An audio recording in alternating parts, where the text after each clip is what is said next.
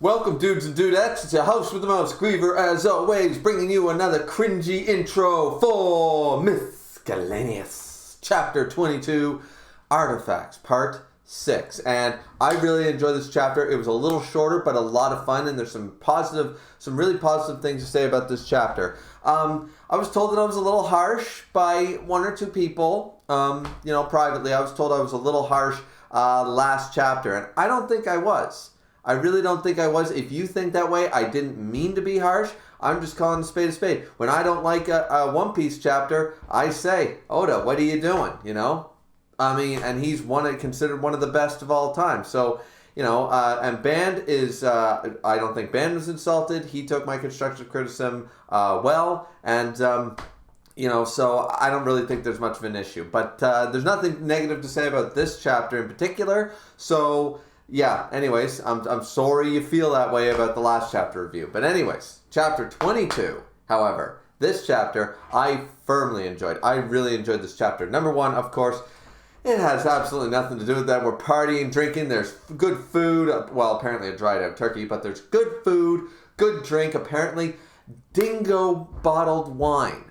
Now, I've never heard of dingo wine before, but I feel like, Shokugeki no Soma, maybe some Toriko, would have something called dingo wine, right? I imagine there is. I don't know. Is there such a thing? Is that just a pun on, it's a wine from Australia? Dingo wine or something? I don't know. But either way, I would be interested to try this supposed dingo wine, which is apparently very hard to get your hands on, But thankfully, this is the end of the Artifacts sort of mini arc where we're following Euler, Clover, Band, them, sort of seeing what they're capable of, their powers. They all go to sort of the same ideas, go to a pyramid, go to a dungeon, beat the boss, etc., show off their powers. We're sort of done with that, and I'm grateful for that. That was one of the things that I was talking about last chapter review, and I'm grateful for that because this chapter, everybody sort of collectively comes together, and they're sort of like, all right, and Band's like, hey, why don't we just have a little celebration? Everybody succeeded in their mission, no casualties, nobody was hurt, and we're sitting pretty right now. So why not? We just have some good food and drinks, and everyone's assuming the worst of Band. They know he's sort of a crooked individual, a bit of a snake. It's like, all right, when is he going to strike? He's a snake waiting in the grass. They're like, what, did you poison the food? Did you poison our drinks? Are you going to take us all out when we're asleep or something? And just no one is believing in poor Band. And Band says, I just wanted to have a little celebration with my colleagues. You all work so hard, and I thought I would treat you because my guild's doing well, and I just thought it'd be a nice thing, do a little bit of a pizza bar. I don't know, a nice sit-down dinner. What's so wrong about that, man? He's beside himself. He's tearing up. He's just not the poor guy. And then so in the end, he convinces them, of course. We have honestly, this is really cool. We have this ant-serving waiter. We have an ant-serving waiter who shows up and is, with the multiple arms sort of idea. I was like, fucking genius. Genius, right? And serves, apparently, by the looks of it, I'm seeing pizza. I'm seeing what looks like some type of squares. I'm seeing a whole turkey. Turkey's good. I'm seeing maybe some type of dessert, like cupcakes or something like that. A lot of good food. I'm not really sure that I'm the type of person that would eat a slice of pizza and have a turkey leg at the same time. But you know what? You only live once, so... what's that called again? YOLO or something? Anyways, whatever the kids say these days. But yeah, the point is, you could die tomorrow. Why not be a little bold? Be a little experimental with that shit, right? So, definitely enjoying that. But of course, Band is just upset with himself saying, Kofa, I guess it's just you and me, all this great food and stuff like that. And this dingo bottle of wine, which apparently, of course, Euler and Clover have been searching for a very long time. So I'm assuming this is a very expensive bottle. Sounds like the shit came out of the goddamn Titanic or some crap. But apparently it's a really nice vintage bottle of wine. So they're both convinced to stay, and Band is happy again. And they, for some reason, I've seen this done in other cultures before, but they're choosing to just do little sip shots. They're not doing proper wine glasses, either stem or stemless. They're not doing either or, which I find a little strange, but there's also, there's different ways of serving wine and having wine. Same with cognacs and brandies and different things. So a little surprised at the idea of a shot of wine, but maybe it's a cultural thing in this world. I don't know. Either way, they all decide to cheers and stuff like that. So they all agree that the wine is actually pretty damn good, that the wine is pretty good and stuff like that. Apparently, JP cannot handle his liquor because he's just complaining about the fact that, Kofa's got big tits, but that pyramid bitch, she had even bigger titties. The titty game was real, I'm telling you. And everyone's saying, like, all right, doesn't have a great alcohol tolerance, just be aware of that sort of idea. And then Ban mentions that, hey, Clover, speaking of alcohol tolerance, do you think you're... And bam! Bam in the face. Boom, goes down, takes out Ban. Ban is down for the count. And thud. A very Nami moment here for Clover. A very Nami moment, beating the shit out of Zoro and Luffy sort of idea. Happening right here because beats the shit out of both Euler and Ban. Just boom! One shot down for the count. She thinks she wants to be a comedian. She's totally drunked up. And this is where she goes completely apeshit and says, fuck this shit. Let me make sure that I have the right page here. I'll pull it up here. Scrolling. Right. Let's just do it verbatim.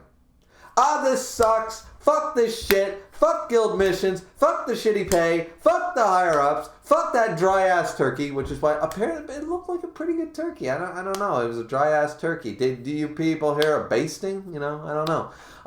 Fuck Solo. Fuck the FR cult. Fuck these powers. Fuck Raton. That little shit used my credit card to go shopping. Fuck everything. She's swinging a chair around like she's absolutely nuts. She, as I said, takes out Euler when he's just trying to say you're sort of embarrassing yourself. And by the looks of it, I think some time passed in between the panels that wasn't shown perfectly, but it's not that Fuse is able to handle Clover. It's that eventually Clover worked herself up and then fell asleep like a classic, someone who can't handle their booze sort of idea, right? Notice that she took out two of the 10. She took out 2 of the 10. That's a thing, all right. And then JP notices this, and it's like, Jesus. Whether done for full comedic effect or not, hard to say, but definitely impressive.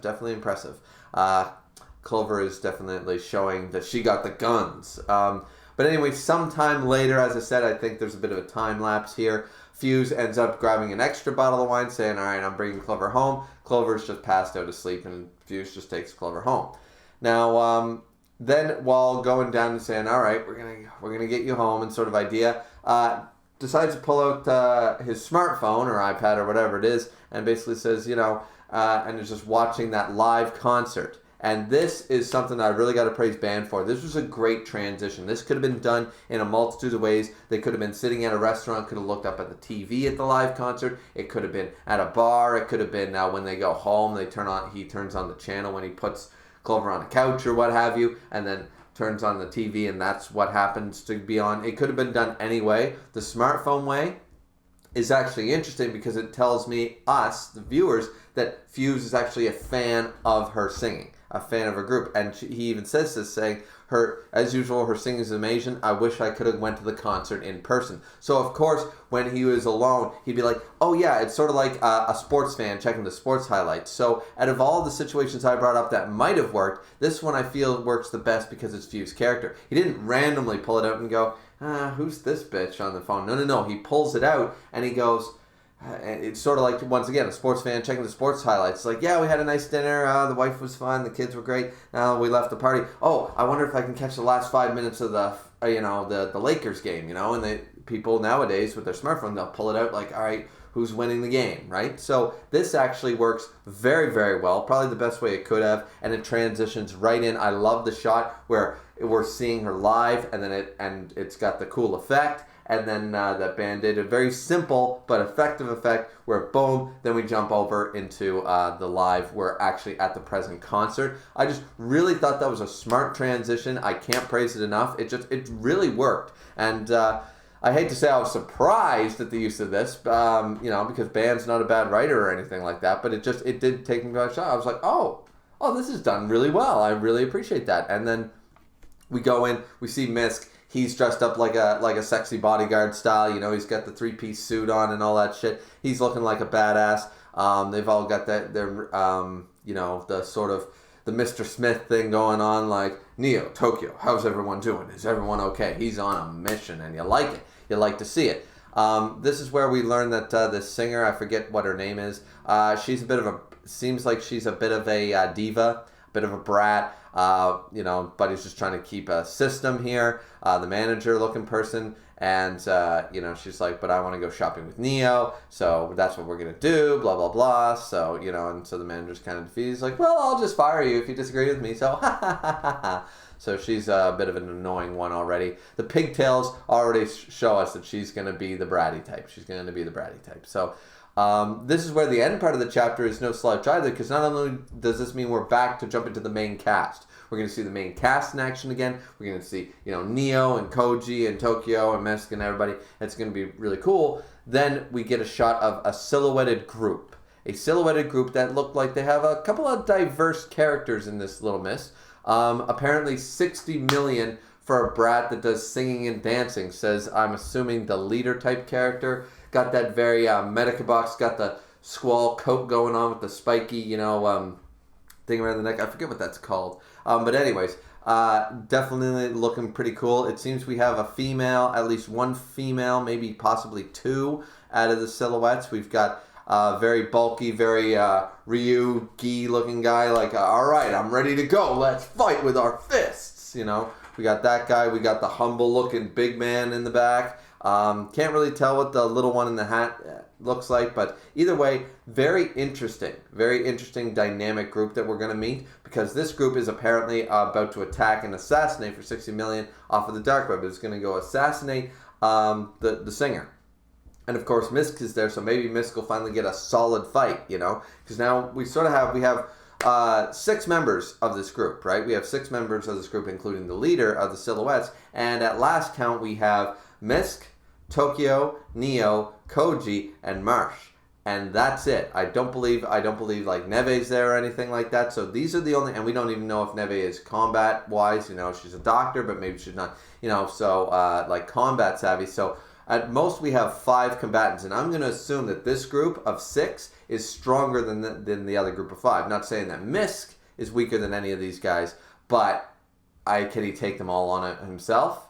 Is Koji and Tokyo going to be able to pull their weight? That kind of idea. We're going to have to wait and find out, because this is incredibly interesting. I like this dynamic. So there's going to be a big bash April 5th. Can't wait for that. I'm very surprised that Band didn't post it April 1st for April Fool's Day. And he was going to pull some wacky, goofy shit on us. But either way, I'm pretty excited. I'm pretty excited about the next chapter. The extra is kind of funny. It just shows that that Clover knows she can't drink too much, and Fuse recorded her whole tantrum. And Clover, of course, is very embarrassed, as Euler pointed out. And the other little extra is that we get an alcohol tolerance, not for all the characters, just the characters that were there. Surprisingly, though not surprising, is that Kofa has the best alcohol tolerance of everyone. I'm going to sum this up to her race, to her anamorphic race that we know she, of course, is. I'm gonna chalk it up to that. There might be some type of tolerance or resistance just naturally built into a race sort of idea, right? Clover has the worst, and so does JP. But then we have Euler and Band seem to be on the higher end, though, and Fuse is sort of like, he's all right. Like Band and Fuse seem to be sort of the average. Like they're not terrible, they're not great at it, and Euler and Kofa make up the best stuff. So I'd be curious if we get more of this stuff, alcohol tolerance. It'd be nice to see where everyone, as we meet new characters, and maybe almost every post, like every post arc sort of idea. Like not every chapter, but after the next arc, maybe we take all the characters from that chapter or whatever. Like every chapter they have a celebratory, they try to make a celebration, and then we get the next, installment of the alcohol tolerance chart just to see who fits where sort of idea. That would be kind of just a fun little thing, I think. But anyway, really enjoyed the extra. The alcohol tolerance thing is funny. Definitely enjoyed the whole chapter overall. It's really good. It sets up for chapter 23. Very exciting. Going to read that, of course, April 5th when it comes out. And but yeah, what did you guys think of this chapter? As I said, myself, I really enjoyed it. I thought it was a lot of fun. And definitely go check out Miss stream. I caught the tail end of Miss stream earlier because he did a stream on the chapter that he read it live. So if you didn't catch that, definitely go check that out. And yeah, we will see you guys back here next time, April 5th, for more Miscellaneous. And I hope you guys enjoy the layout thing. It's only the second video with this type of layout and font and all that stuff. I just had to make up my own shit for it. So I hope Band approves and gives me his double thumbs up seal of approval for it. But yeah, anyways, that's it for me. Like, comment, subscribe. Don't forget the fourth and most important thing, to drink, but responsibly, as I always do. We will see you beautiful people back here next time for Miscellaneous. Hope to see you then. Bye-bye.